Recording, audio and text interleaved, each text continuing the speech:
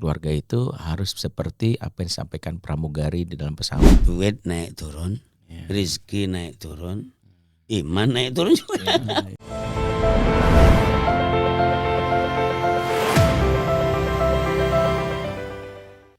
Assalamualaikum warahmatullahi wabarakatuh. Teman-teman PKS TV dimanapun berada, kembali lagi di podcast PKS. Dan saat ini kita masih berada di bulan Muharram. Dan bulan Muharram erat kaitannya dengan peristiwa hijrah Nabi Muhammad SAW. Tentunya banyak pelajaran dan nilai yang bisa kita ambil dari peristiwa hijrah. Bukan hanya untuk pribadi kita, tapi juga kita ingin nilai-nilai tersebut bisa kita terapkan kepada keluarga kita, sehingga keluarga kita bisa menjadi keluarga yang lebih harmonis lagi. Hubungan suami istri dan juga anak semakin mesra lagi, sehingga bisa menjadi keluarga yang sakinah, mawaddah, warahmah, melahirkan generasi-generasi yang baik.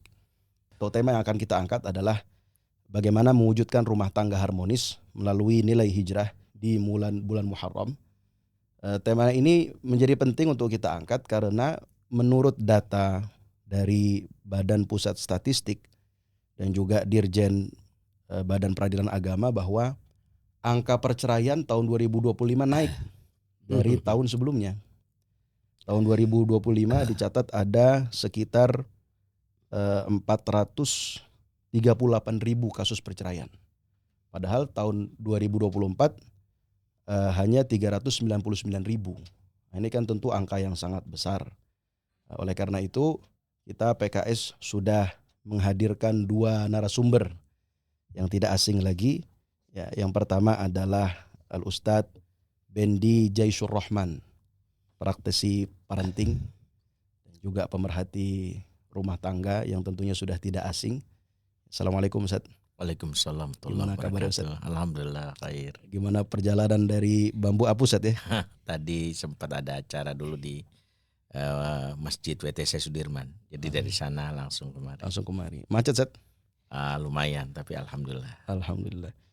Dan juga narasumber kita yang kedua dan juga sudah tidak asing lagi, Kiai Haji Dr. Ali Ahmadi, Ketua Bidang Pembinaan Umat dan Kerukunan Beragama DPP PKS, juga seorang hafiz Quran yang mutqin, sering tasmi Al-Quran di mana-mana. Beliau juga seorang kiai asli dari Jawa Ustaz ya.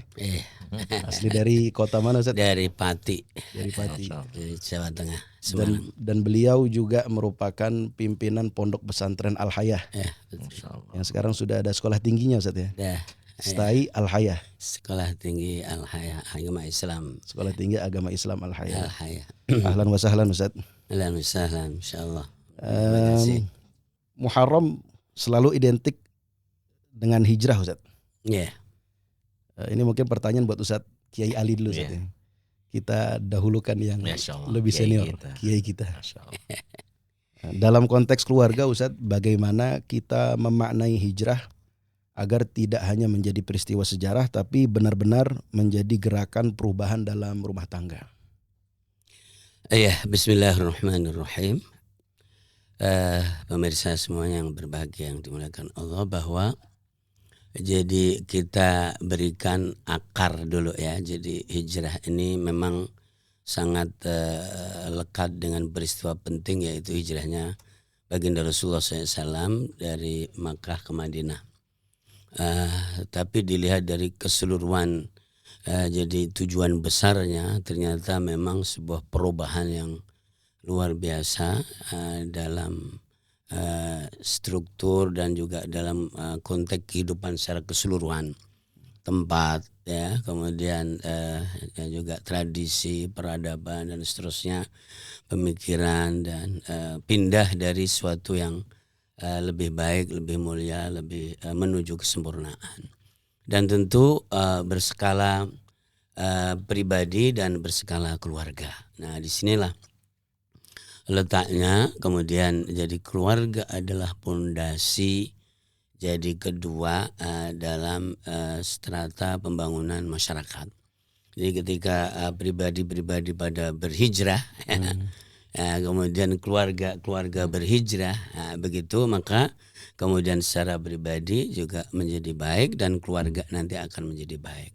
Bagaimana jadi keluarga jadi berhijrah yang baik ya begitu. Tentu memaknai, jadi ditanamkan makna hijrah itu sendiri mungkin secara sempit ya, kemudian secara luas, kemudian nilai-nilai yang terkandung di dalam jadi hijrah itu sendiri, dan kemudian bagaimana menanamkan lebih luas lagi dalam tataran implementasi kehidupan antara pasangan suami istri, hubungan suami istri dan anak, kemudian orang tua dan juga dengan anak. Begitu.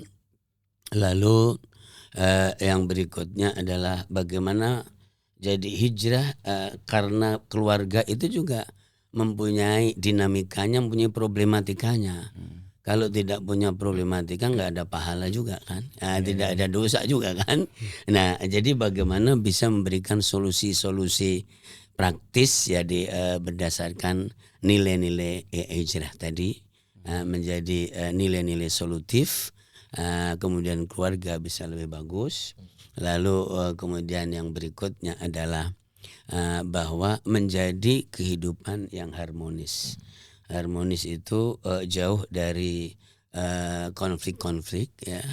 Orang atau Al-Qur'an mengatakan sakinah, mawaddah, warahmah.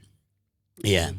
Dan dengan makna-makna yang seperti ini dan kemudian diimplementasikan secara alami. Kalau sudah alami itu enggak mikir. Ya kalau masih mikir itu enggak alami namanya. Ya semacam kasih sayang pun kalau masih mikir-mikir itu bukan kasih sayang yang alami, bukan normal begitu. Ya, kayak ketika orang mau saling senyum tapi senyumnya dibuat-buat itu juga kelihatan.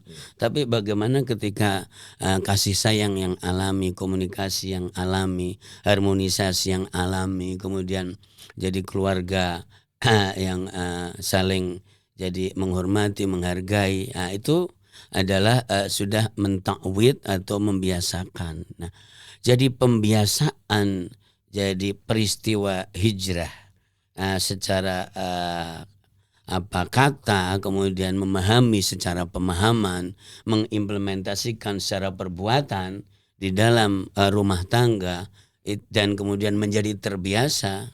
Jadi man ta'awwada jadi tu'uwida. Jadi siapa yang membiasakan maka menjadi terbiasa. Jadi seperti itu. Itu adalah untuk jadi memaknai makna hijrah di dalam keluarga itu sendiri.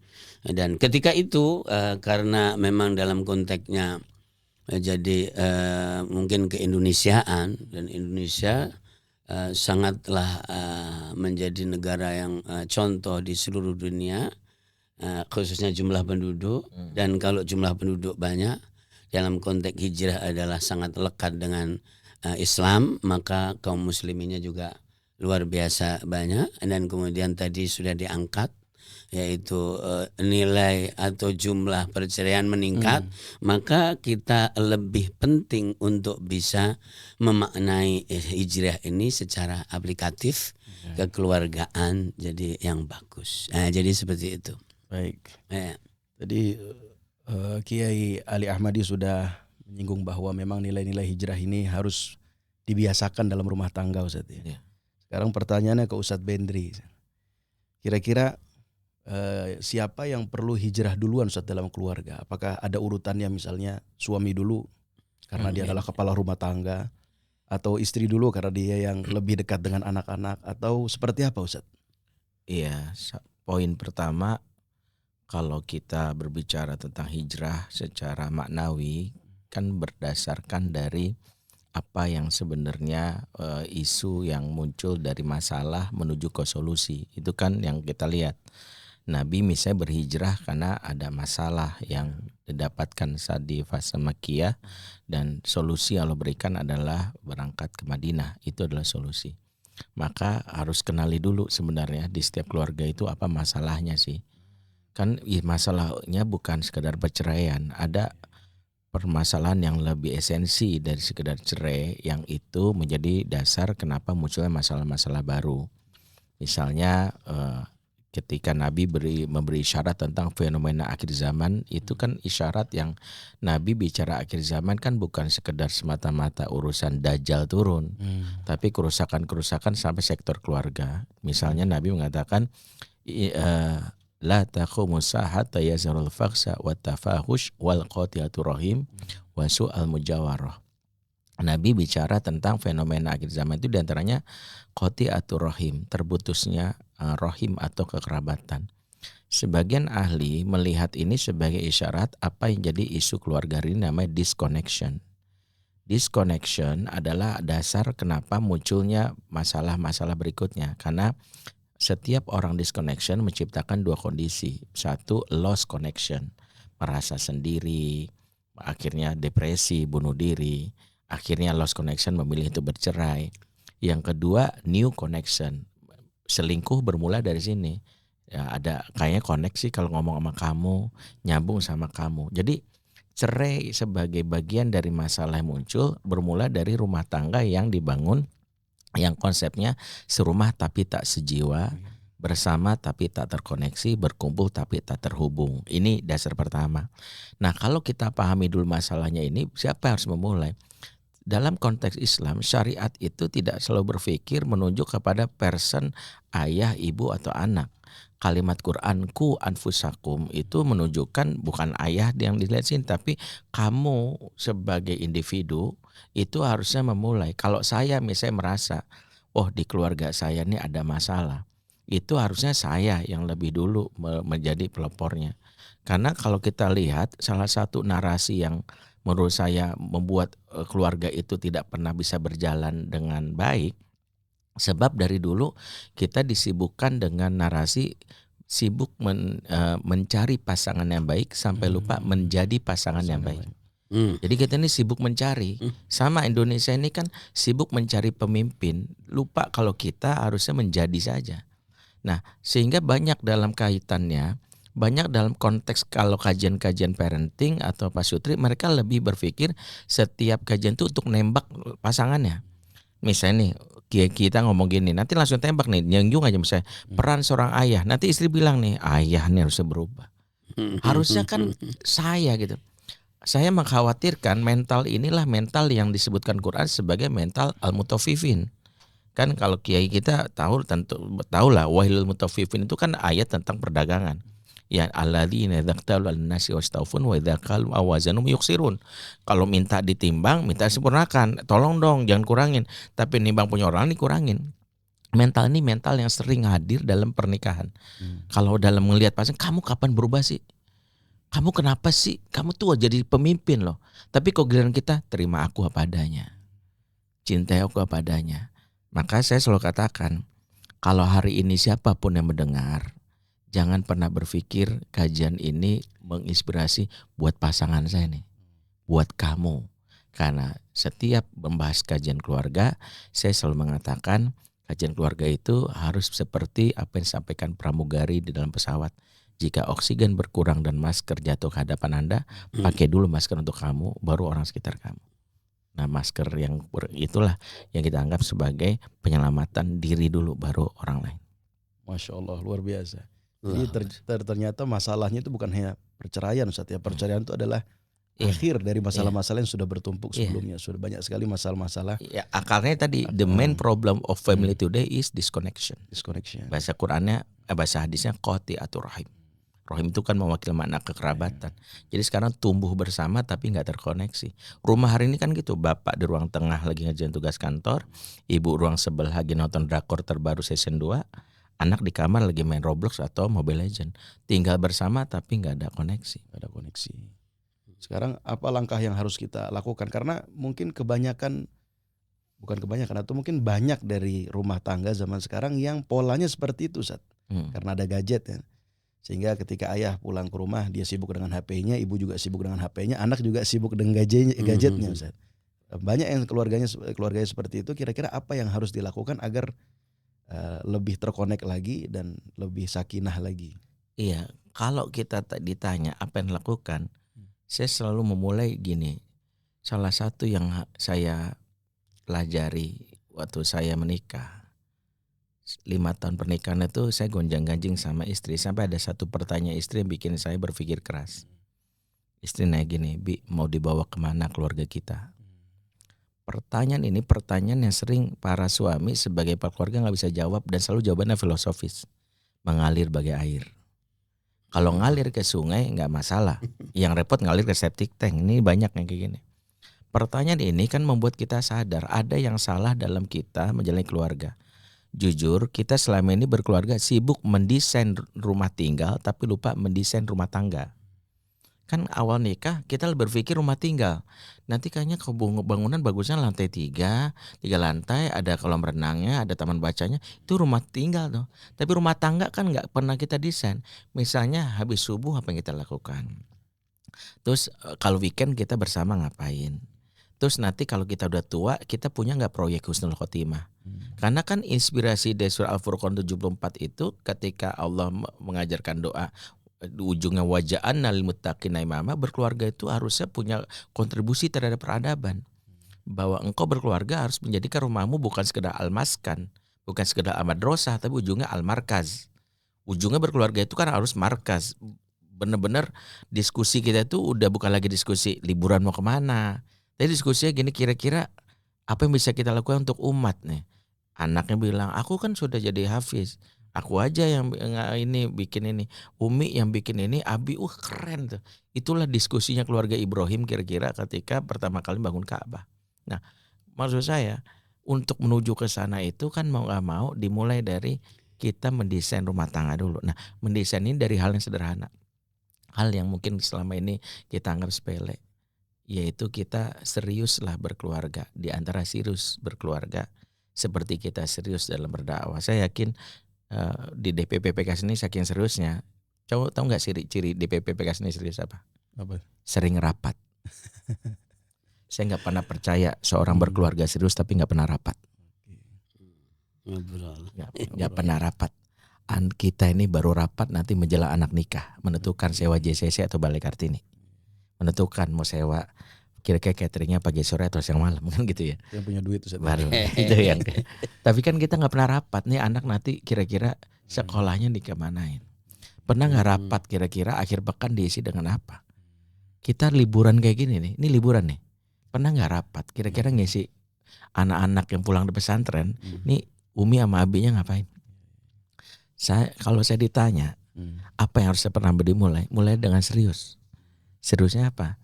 Tanda kita serius adalah mulailah dengan rapat. Rapat saja. Rapat. Jadi itu cara teknis itu mulai dengan rapat. Rapat, dengan rapat duduk. Akhirnya.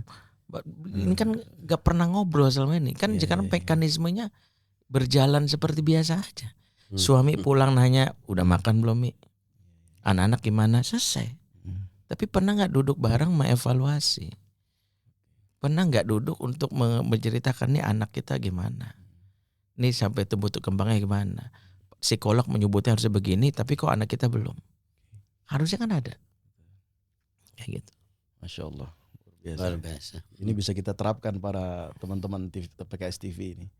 Ini saran yang sangat baik dari Ustadz Bendi bahwa keluarga itu harus ada rapatnya. Dari rapat membangun komunikasi antara suami dan istri dan juga merencanakan apa yang akan. Sederhana deh. Saya baru tahu bahwa kalau di PKS ini serius membangun partai itu lihat di depan tampilan. Visi misi kelihatan. Pertanyaannya kita ada visi misi enggak? Kedua, ada enggak nilai-nilai dasarnya enggak? Saya baru ketika tahu itu akhirnya saya membangun di rumah saya itu sampai saya pikir visi misi keluarga beriman. Beriman itu Benri Jaisul Rahman. Visinya ya. Visi 1, masuk surga sekeluarga. 2, terhindar dari api neraka. Misinya menciptakan rumah yang menenangkan, al-maskan. 2, menjadikan rumah sebagai tempat pembelajaran, al-madrasah. 3, menjadikan rumah sebagai pusat pergerakan, al-markaz. Nilai-nilai dasarnya kami singkat SKKKM. S, spiritualitas, Allah dulu, Allah lagi, Allah terus. K, kebersamaan. Dalam susah kita bersama, dalam senang apalagi. K, berikutnya kasih sayang. K, berikutnya adalah keterbukaan. M-nya adalah menjaga kehormatan. Dan kami merancang 40 agenda Abi dan Umi menjelang ajal. Allah 10 agenda. Nah, pertanyaannya, anak kan belajar dari situ. Jadi kami punya namanya proyek Husnul Khotimah. Nah, pertanyaannya, ini kan kepala keluarga doang mau Husnul Khotimah, istrinya nggak dipikirin Husnul Khotimah. Anak kan pengen Husnul Khotimah, yang penting mah Abi mah pengen Husnul Khotimah aja, bagus. Abi pengen Husnul Khotimah. Masalahnya Umi bisa nyusul nggak Husnul Khotimah? Kan harusnya kan konsepnya min azwajina wa zurriyatina. Azwaj dulu. Azwaj itu kan pasangan dulu. Kiai kita lebih tahu kenapa makna Quran itu pakai kalimat azwaj, zauj, bukan imro'ah. Itu kan makna keharmonisan dari ayat ini.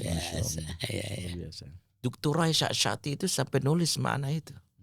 Artinya dari konsep zauj itu baru nanti suami istri sudah mulai ngobrolin tentang konsep bagaimana kita proyek Husnul Khotimahnya. Sampai tahu nanti. Jangan sampai kita bikin proyek istri nggak tahu gitu. Nah kan harusnya gitu. Nah Kiai kita. Ya Pak Kiai, tadi jawaban dari Ustadz Bendi luar biasa nih. Sekarang pertanyaan buat Pak Kiai, kira-kira apa tantangan terbesar yang dihadapi keluarga muslim saat ini? Dan bagaimana nilai hijrah ini bisa jadi solusinya Pak Kiai? Iya, jadi berangkat dari salah satu ayat yang tadi disampaikan ahli parenting kita kan, qu anfusakum wa alaikum naro, terus kemudian rabbana hab lana min azwajina wa dzurriyyatina qurrata a'yun. Jadi permasalahan atau tantangan yang paling berat ya ketika terjadi qati'atur rahim atau acuh tak acuh, tidak ada komunikasi yang intens, yang terus, tidak ada perhatian. Nah, maka kalau mau hijrah menjadi solusi adalah di dalam istrimu ada surga, yang istri juga begitu, di dalam suamimu ada surga. Ku anfusakum kan begitu, di dalam putra putrimu ada surga, kan? Makanya kan kemudian masuk surga itu bersama-sama. Tapi tentu sebelum akhirat ya ini ya, kita ini kan untuk di dunia kan tadi keluarga itu kan menjadi pondasi yang utama. Dan perannya kan di dunia, kalau di surga itu kan nanti di akhirat ya begitu. Maka jadi Rasulullah SAW dan Islam sendiri adalah bagaimana memberikan bimbingan jadi keluarga yang berkualitas, muntijah, ya kan begitu. Muntijah itu menghasilkan, jadi produktif ya, ketika jadi orang tua atau suami, kemudian istri, kemudian putra putri ini mempunyai kohesivitas yang bagus, komunikasi yang bagus, dan ketemu pemahaman dan kemudian bergerak bersama, maka dia akan bisa mempunyai influence, pengaruh juga kepada yang lainnya. Nah, di dalam pribadi istri yang bagus, di dalam pribadi suami yang bagus, di dalam pribadi putra putri yang bagus, maka kumpulan keluarga yang bagus ini akan jadi mempunyai taksir, bahasa mempunyai influence, jadi keluarga-keluarga yang bagus. Nah itulah kalau mau mengimplementasikan hijrah jadi secara modern ya seperti itu, dan tentu ya disesuaikan dengan situasinya, karena memang tantangannya sekarang ya tantangan sekarang. Nah, jadi begitu. Jadi kalau dulu Rasulullah langsung sampai di Madinah langsung mu'akhah, jadi dipersaudarakan yang kokoh, langsung dipertemukan di tempat pertemu keimanan di masjid, langsung dikasih tugas bareng-bareng, ayo bergerak, begitu.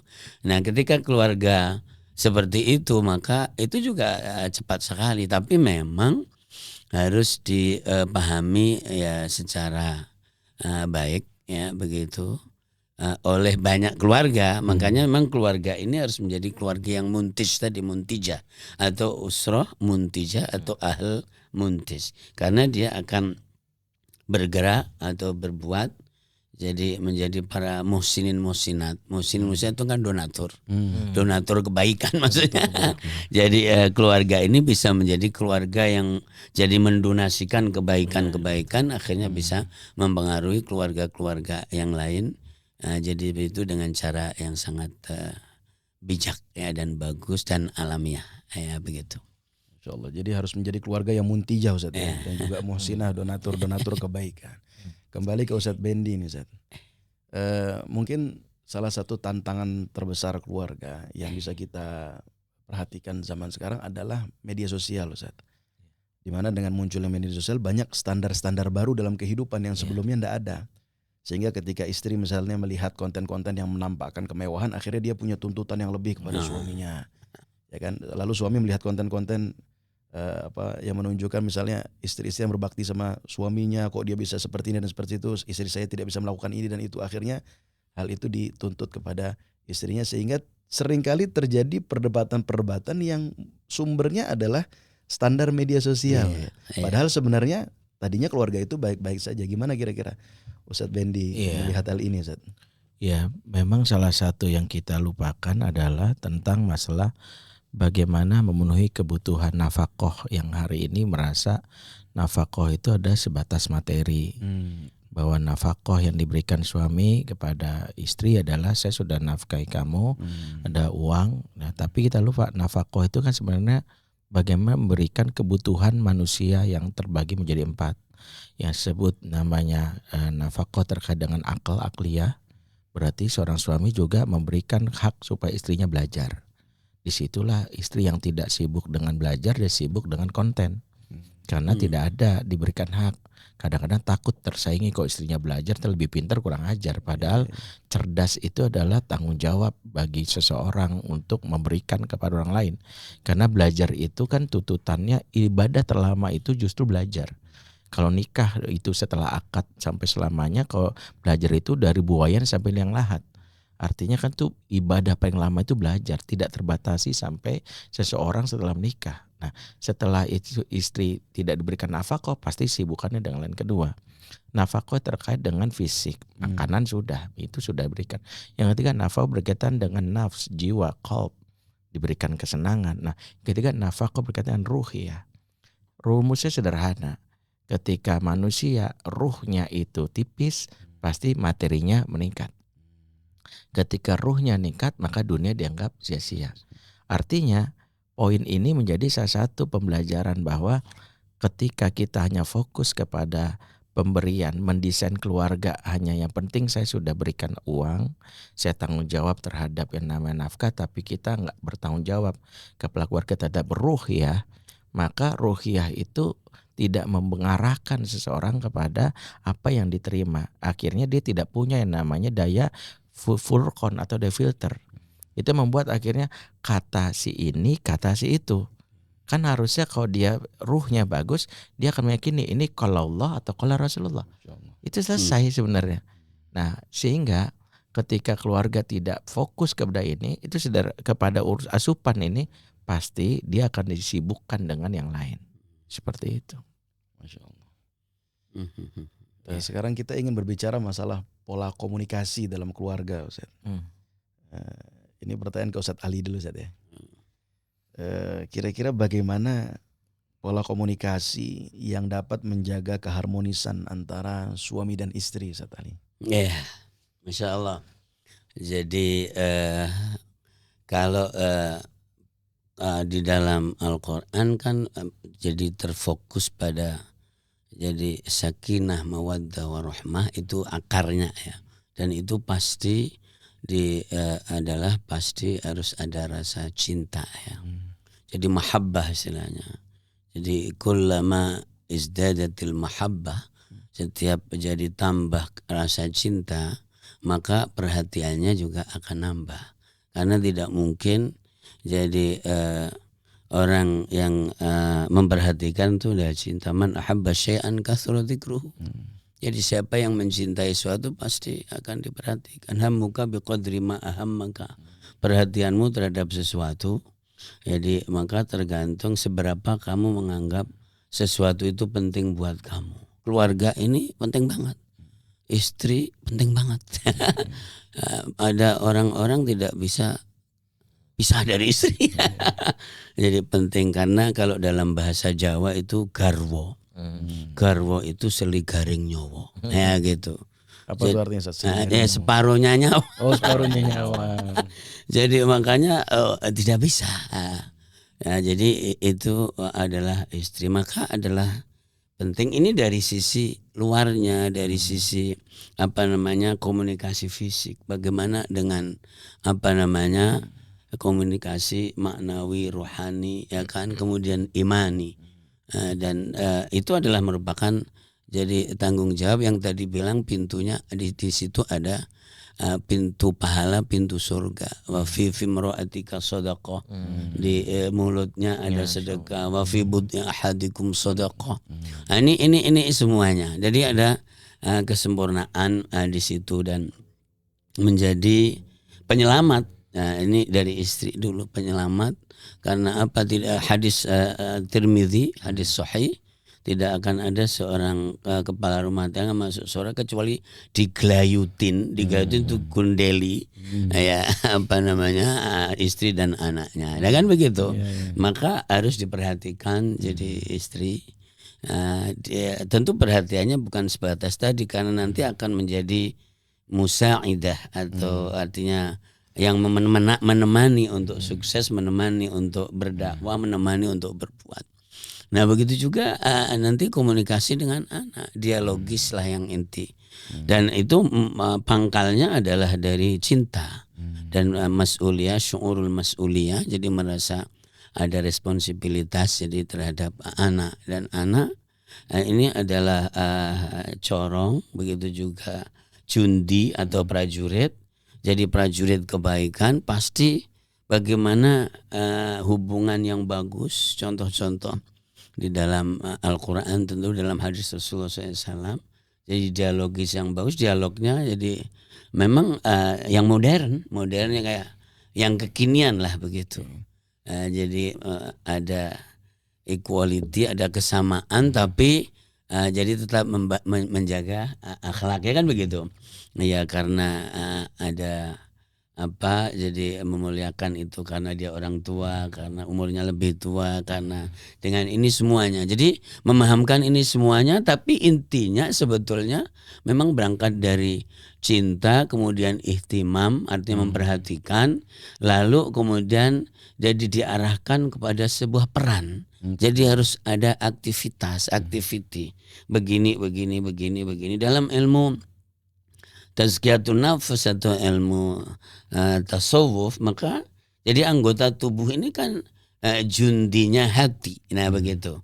Jadi digerakkan. Nah di dalam keluarga semuanya akhirnya menjadi bisa bergerak bareng dengan cinta dan perhatian tadi semuanya. Nah ketika sudah jadi memahami peran itu, betapa jadi indahnya dari sisi komunikasi, jadi kebersamaan, merasa saling jadi menjaga, jadi saling menjaga dan mengembangkan itu tidak dari satu arah.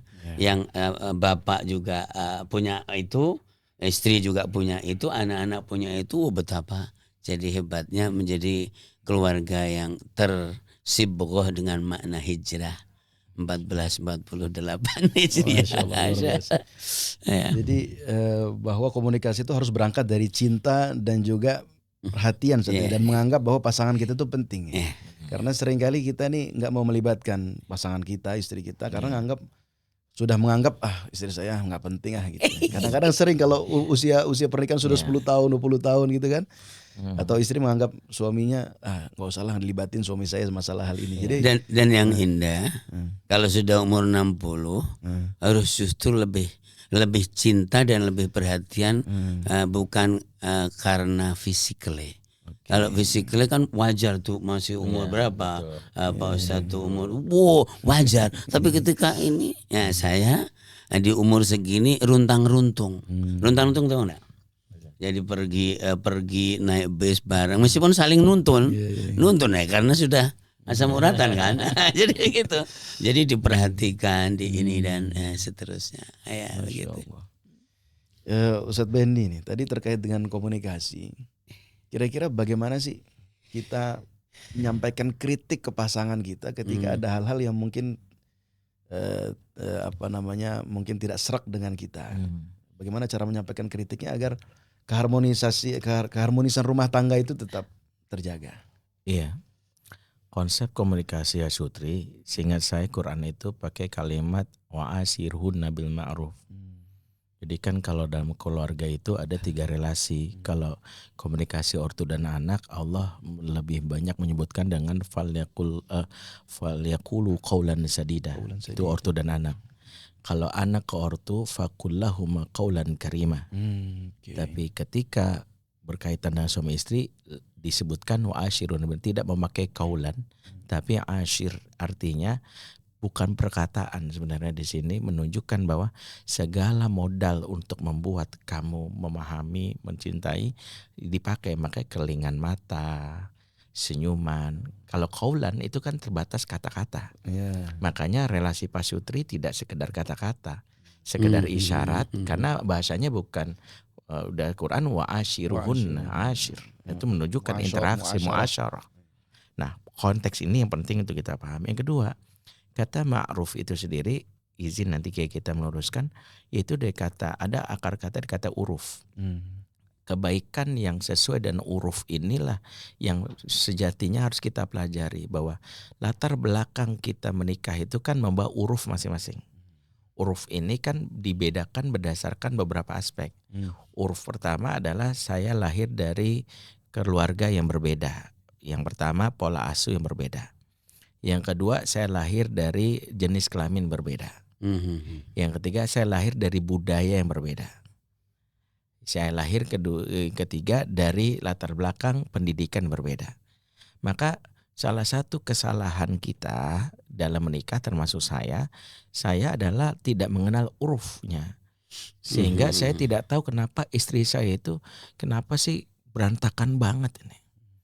Susah banget perasaan istri tetangga itu. Itu kalau itu kerapi. Dia dibesarkan dengan uruf yang oleh keluarganya.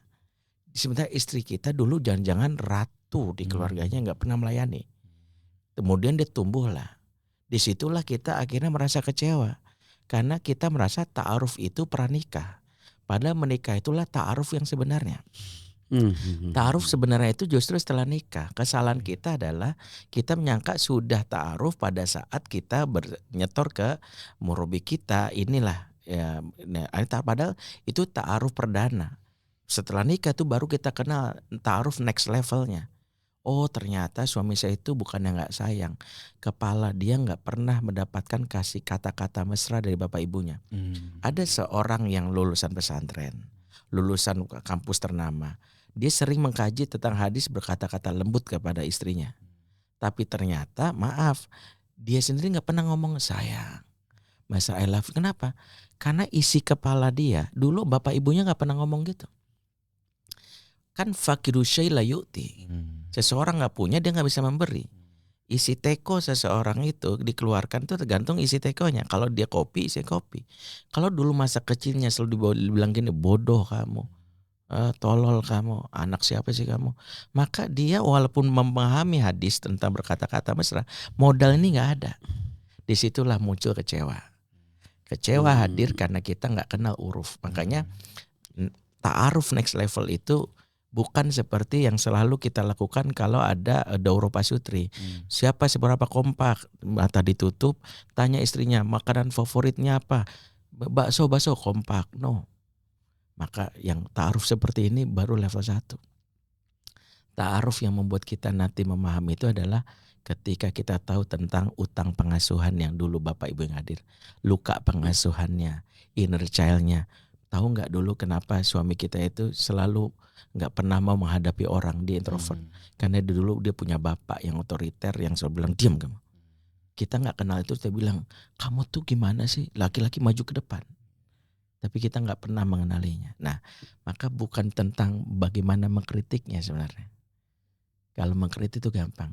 Maka konsep Quran yang paling tinggi tentang hubungan Pak Sutri itu adalah dalam surat At-Taubah 1, wal mu'minuna wal mu'minati ba'duhum awliya'u ba'din. Laki-laki mukmin dan mukmin sebagian mereka tolong menolong antara yang lain. Disitulah konsep unsur akhoka zolimun au mazluman bisa dilakukan. Saya nih korban Ustadz dari suami yang kasar. Kalau kamu jadi korban terus-terusan, kamu gak bisa mengubah keadaan. Karena korban selalu mengandalkan pasif, mengharap suami berubah gara-gara nonton sinetron azab di Indosiar. Berharap suami berubah gara-gara kena ceramahnya Ustadz Ali Ahmadi. Kalau kamu mau upgrade diri kamu dari korban jadi penolong. Karena Nabi mengatakan, tolonglah saudaramu yang berbuat zolim dan yang dizolimi. Yang berbuat zolim kamu tolong. Caranya, kenapa dia berbuat zolim? Jangan-jangan dia yang kasar itu karena gak pernah ada yang berkata lembut kepadanya. Masya Allah. Maka kalau saya alih-alih mengkritik, lebih baik konsep Quran itu ngajarkan 3. 1, wasohibati wabani. Suami istri itu sohibah, berarti sahabat. Quran menamakannya bukan lagi zauj tapi sohibah. Yang kedua, hunna libasul lakum wa antum libasul lahun, sebagai pakaian. Makanya kalau pakaian berarti jangan sampai terkoyak.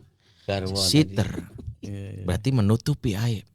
Di situ ada iltisok, lekat. Kamu meninggalkan dia pergi, dibiarkan sendiri. Berarti nggak pakaian itu nggak mungkin dilepas. Yang ketiga, sebagai puncaknya sebagai penolong.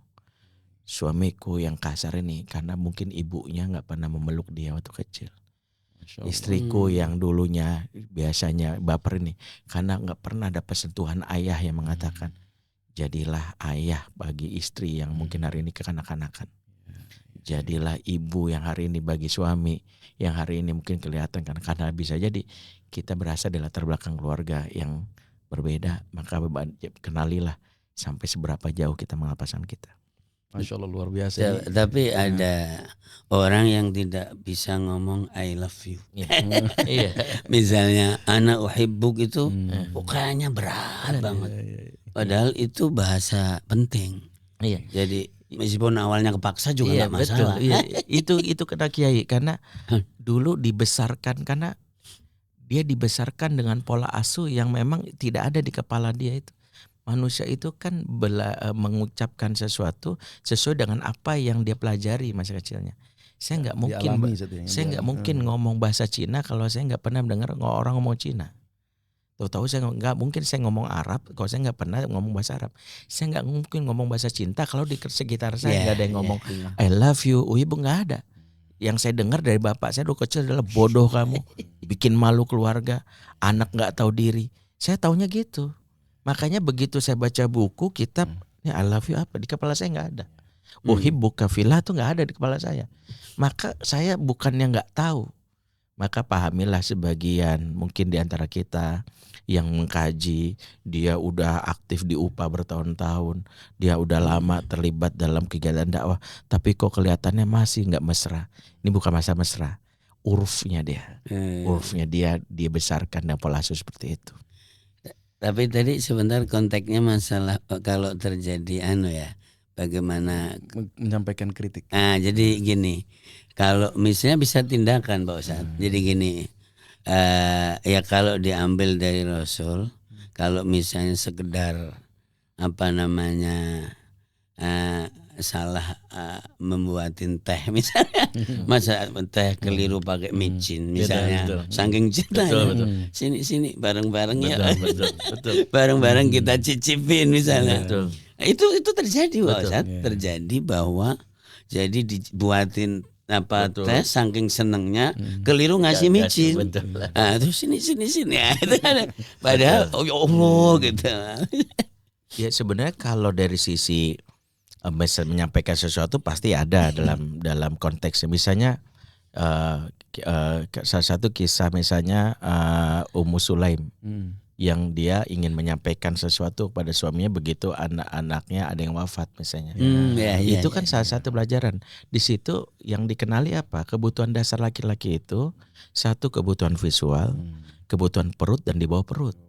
Nah disitulah seorang istri tahu bahwa ternyata kalau ingin berbicara dengan suami tidak ujuk-ujuk langsung mas kamu begini, dari sisinya nggak begitu, tapi berhias dulu karena hati yang sudah tenang itu. Yang kedua adalah kalau dari sisi teorinya adalah ketika perut kenyang, syahwat itu terpuaskan, dia lebih tenang untuk menghadapi berbagai macam hal.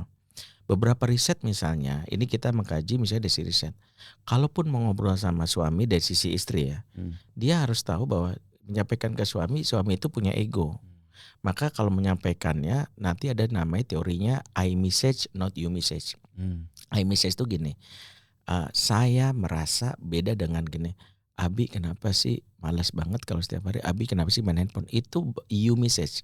Itu itu disebut dalam teorinya itu namanya komunikasi menyerang, komunikasi benteng. Pasti suami bikin benteng juga. Kayak Umi aja masakannya enak.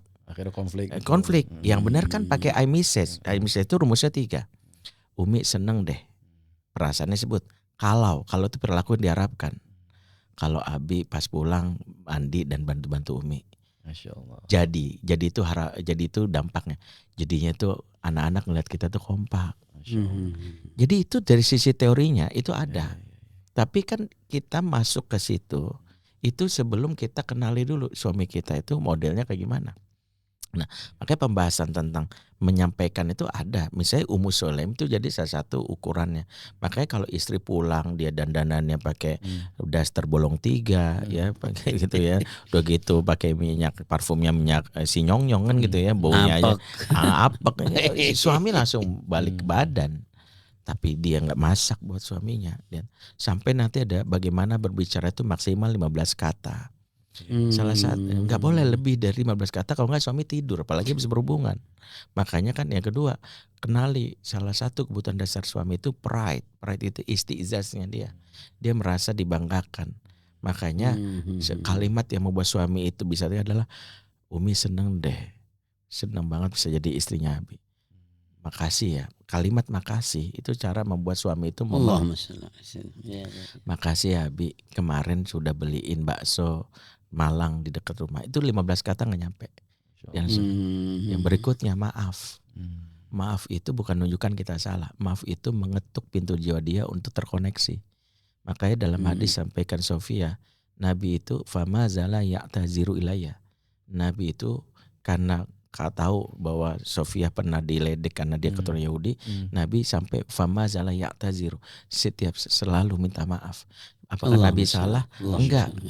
Nabi ingin terkoneksi. Jadi kalau maaf ini berarti dari sisi suami ke istri, harus boleh maaf ke istri juga masalah. Semua kan maaf itu gini. Ana di jalan, ketika kena mobil bawa motor, kan enaknya gini, ganti nggak? Tapi kalau saya bilang gini, maaf mas, gimana urusannya nih? Lebih membuat orang terkoneksi. Maaf tidak menunjukkan sekedar kita salah. Maaf menunjukkan kita berlapang hati untuk terkoneksi. Nah yang hilang dari ini adalah kita mengevaluasi dianggap mendiskoneksi. Kamu mengkritik aku karena kamu gak sayang sama aku ya. Makanya itu membuat dia disconnect. Tapi kalau kita bilang maaf ya Bi, Umi tuh pengen banget. Tapi Umi kan juga ngelihat Abi tuh kayak capek gitu. Jadi kan maaf itu membuat dia lebih mudah. Masya Allah, luar biasa. Sekarang kita ingin berbicara masalah bagaimana keluarga menghadapi tantangan ekonomi, Kiai Ali. Ini namanya setiap keluarga kan pasti pernah mengalami tantangan ekonomi, apalagi kalau keluarga itu biasanya baru-baru nikah, Ustaz. Setahun, 2 tahun, 3 tahun, 5 tahun pertama, Ustaz. Kira-kira bagaimana Kiai Ali agar masalah ekonomi ini tidak menjadi atau tidak berkembang menjadi konflik yang berkepanjangan? Biasa dengan hijrah ini ya. Bagaimana supaya jadi salah satu yang ingin dicapai dari hijrah adalah bagaimana memberikan di mana hijrah ini adalah solusi-solusi praktis dan harmonis, kan begitu. Nah sementara memang keluarga ini kan menjadi kumpulan kan, minimal suami istri tadi, dan pasti masalahnya bukan sendiri ya begitu. Jadi bukan sendiri, maka tambahnya diantaranya kalau memang berangkatnya juga dari pas-pasan, maka ngumpul juga pas-pasan juga. Nah Quran tentu memberikan dasar ya ar-rijalu qawwamuna 'alan nisa. Ya meskipun tentu dalam pemahaman praktisnya adalah jadi akan lebih kepada tafahum, saling memahami supaya apa? Karena rumah tangga ini adalah dipahami dari awal sebuah perahu. Kalau pakai perahunya Nabi Nuh itu artinya jadi la asimal yauma min amrillah illa marrahim. Tidak akan selamat ya, jadi orang yang tidak ada di perahu ini. Nah ini dari awal, maka ini adalah perahu keselamatan, perahu kebahagiaan. Jadi mungkin kalau bisa perahu perjuangan kali gitu kan. Nah ini dipahami bersama, ditanamkan, dipahami bersama. Lalu kemudian ketika itu sudah bisa, ya akhirnya dari memahami bersama tadi bahwa ada tujuan besar, yaitu untuk keluarga ini, untuk keluarga.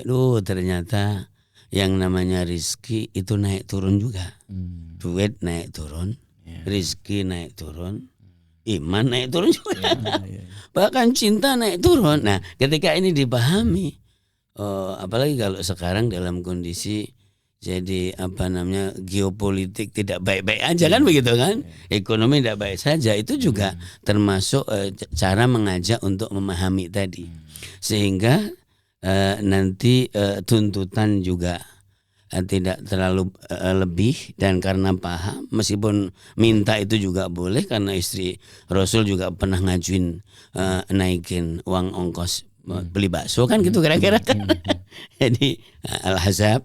Tapi ternyata ketika sudah paham, oh ya geopolitik lagi nggak baik, di luar juga nggak baik, dan kemudian bukan kita saja, ternyata orang lain juga mengalami itu. Nah tafahum ini menjadi bagus, menjadi baik, menjadi pondasi.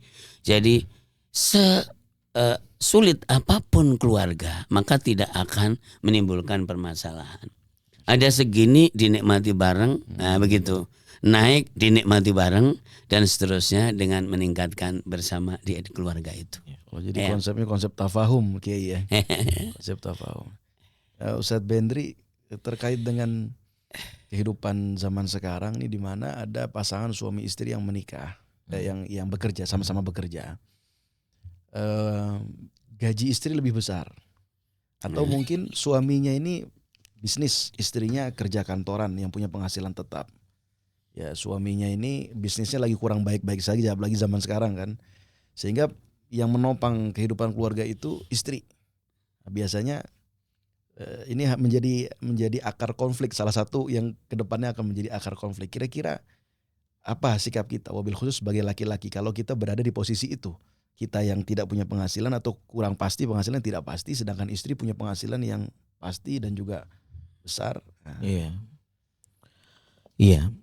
Kun rojulun, jadilah laki-laki dengan sifat kerojulannya. Rujulah itu di antara yang disebutkan Quran itu adalah terinstan nilai keqawaman. Jadi kalau bahasa pondasi Quran kan ketika tadi kita bilang ar-rijalu qawwamuna 'alan nisa'i bima faddalallah wa bima anfaqu min amwalihim, sebagian ulama setahu saya mengartikan ayat yang pertama ini disebut al-qawam bil mauhibah. Kan setiap laki-laki pasti punya jiwa qawam. Bima faddalallah itu buktinya. Nah, kalau qawam ini terpelihara, pembuktiannya ada di yang disebut al-qawam bil kasbiyah tadi. Wa bima anfaqu min amwalihim. Di sini berlakulah hukum, semakin tinggi keqawaman, semakin besar kemampuan menafkahi. Semakin rendah, semakin dia menghindari dari tanggung jawab. Poin di sini memberitahu bahwa ketika suami mengandalkan dari istri, itu pasti secara manusiawi akan runtuh nilai keqawaman di dalam hal ini. Maka yang penting adalah ini bukan tentang jumlah, ini tentang keberanian mengambil tanggung jawab. Yang kedua tentang kemampuan untuk mengkompensasi dan kebutuhan nafkah dari sisi zohir yang tidak terpenuhi. Yang jadi masalah kan adalah sudahlah kita misalnya laki-laki nggak memberi yang namanya nafkah, kita nggak mau terlibat dalam urusan mengurangi beban istri. Itu membuat istri merasa kok gini banget sih. Sudah aku cari nafkah, bantu nafkah, urusan anak aku juga, di rumah ini juga. Kompensasi psikologisnya nggak ada. Nah ini yang perlu dipelajari, bahwa manusia akan memaafkan. Saya ingat ketika Nabi pernah mendapatkan permintaan dari salah satu kaum dalam Quran kalau nggak salah surat Al-Isra ya. Nabi itu nggak bisa memberikan. Tapi Nabi memberikan bahasa yang kalau oleh Quran disebut bahasa yang menghibur mereka. Nabi nggak bisa memberikan, kami mau jihad, hartanya gini, kami nggak bisa. Tapi Nabi tidak, Nabi memberikan bahasa yang memberikan kalimat yang memberikan kompensasi psikologis. Hal ini yang kita lupakan. Kalau saya fokus pertama adalah setiap laki-laki diuji dengan nafkah urusan ekonomi, maka jangan sampai ketahuan kok kita malas. Karena itu kata kuncinya. Perempuan menerima lelaki yang mungkin sedikit hartanya tapi kuat jidia, kuat kesungguhannya. Masalahnya adalah dia udah tahu dengan dia malah di rumah main game. Tapi kok dia pergi pulang dalam keadaan lelah, cuman bawa maaf sayang cuma segini. Secara psikologis perempuan akan lihat dia kesungguhannya. Itu yang pertama. Ini kan masalah yang terlihat adalah kamu nggak laki banget. Jadi kalaupun misalnya kamu membawa pulang, yang lain bisa bawa dengan mudah 1 miliar, kita itu bukan 1 juta ya sebulan susah. Tapi ketika ngeliat pulang pergi malam sampai kita kelihatan sakit sebagainya, kata istri respect deh namanya. Ini yang hilang. Karena laki-laki sekarang lebih berkutat tentang bagaimana hasilnya, tapi tentang ikhtiarnya. Saya memahami bahwa perempuan itu menghargai ikhtiar kesungguhannya. Makanya sampai Nabi mendoakan tangan yang dia terluka hanya karena menebas bawa kayu, sampai didoakan sebagai tangan yang akan terbebas dari api neraka. Karena Nabi ingin memberitahu itulah kelaki-lakian. Kelaki-lakian bukan tentang jumlah yang diberikan, tapi tentang totalitas. Bagaimana memberikan. Maka kekawaman itu tentang totalitas, bukan tentang bagaimana nih. Ada orang memberi istrinya misalnya dengan uang banyak, tapi ternyata bukan dari dia dari mertuanya. Tapi dia di rumah ngangkat aja karena dia anak orang kaya. Saya istri, ya dia kalau misalnya mertuanya meninggal, nih orang gimana nih? Kan itu yang jadi masalah.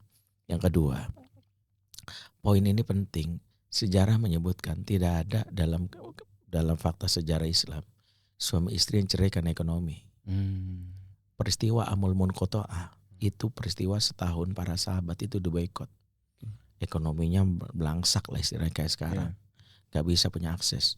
Mereka makan cuma sisa-sisa kurma sisa, bahkan minum air kadang-kadang.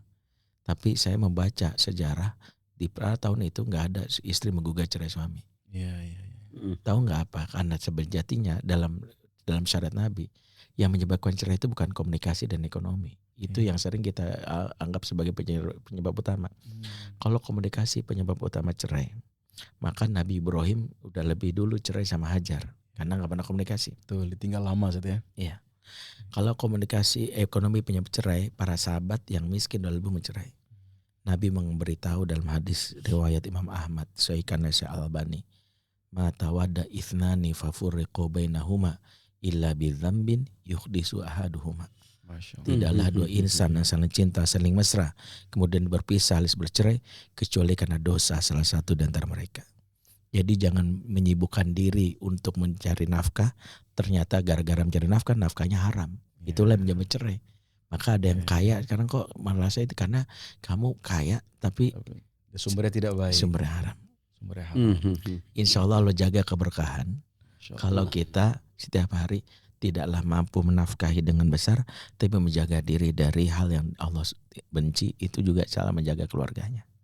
Terakhir nih terkait dengan, kalau tadi kan terkait dengan hubungan suami dan istri. Nah, sekarang bagaimana hubungan orang tua dan anak? Ya, hubungan orang tua dan anak. Mungkin jawaban singkat saja Ustaz, sekaligus nanti closing statement ya. Karena waktu membatasi kita. Ya, kira-kira seberapa penting keteladanan dalam hubungan orang tua dan anak, karena zaman sekarang banyak anak-anak yang tidak bisa mengambil teladan dari orang tuanya. Orang tuanya sibuk dari pagi sampai malam, misalnya tidak ketemu, yang dia lihat ya sosok-sosok yang ada di media sosial. Sehingga dia ya bertumbuh itu tidak dengan keteladanan. Gitu. Kira-kira bagaimana Kiai Ali? Iya, kalau kita melihat Al-Quran ya pasti, dan dalam konteks juga hijrah ini, jadi Al-Quran memberikan contoh banyak dialogisasi yang luar biasa antara Nabiullah Ibrahim dengan ayahnya. Itu panjang banget di surat Maryam dari 42. Ya abadi, ya abadi, ya abadi ya. Ini adalah harmonisasi sebetulnya, supaya meskipun ada, katakanlah di situ ada kesenjangan dan ada perbedaan, ternyata bisa dijembatani dengan harmonisasi yang bagus ya, begitu. Lalu ya contoh yang ada di surat Luqman ya, begitu, itu juga dari ayah ke anak juga. Ini ini hubungan. Nah, kalau kemudian antara yang ibu atau umi dengan anak-anaknya, kalau ibu itu kan di sininya sangat lapang, madrasah, rohah, jadi rohabah. Nah, jadi begitu. Nah, maka itu adalah emas kita, itu adalah intan kita, qurratu a'yunin lana. Jadi apa namanya, kita tidak bisa melepaskan apapun yang ada di dalam keluarga kita ya, begitu. Katakanlah mau tidak baik, katakan, tapi itu adalah intan mutiara kita. Rabbana hab lana min azwajina qurrata a'yun. Nah, maka jadi dalam konteks ini ya, semua para pasangan suami istri, kemudian untuk ke anaknya memang harus hijrah ke arah harmonisasi yang tadi. Jadi supaya harmonis dan bisa tidak katakanlah kalau ada hambatan-hambatan tertentu, itu tidak menghalangi untuk bisa dialog yang bagus ya, begitu. Dan harus ingat, penting banget ya, anak itu adalah perpaduan dari orang tua wataknya. Nah, kalau misalnya ada orang tua kesel sama anak, ya harus ngaca. Itu kan dari kamu gitu, kira-kira. Astagfirullahaladzim. Ya, maka harus ya. Terakhir Ustaz Bendri, ini orang tua yang sibuk nih. Suami kerja, istri kerja, jarang ketemu dengan anak di rumah tinggal sama pembantunya. Kira-kira langkah praktis apa yang bisa dilakukan supaya anak itu tetap mendapatkan teladan dan contoh dari orang tuanya? Iya, langkah praktisnya itu kembali kepada konsep keluarga Islam. Faqim wajhaka lid-dini hanifa fitratal lati fatarun nas 'alaiha. Maka konsepnya adalah satu, jangan pernah berpikir langkah praktis itu kalau sudah menyelisihi syariat. Contoh, apakah istri wajib bekerja?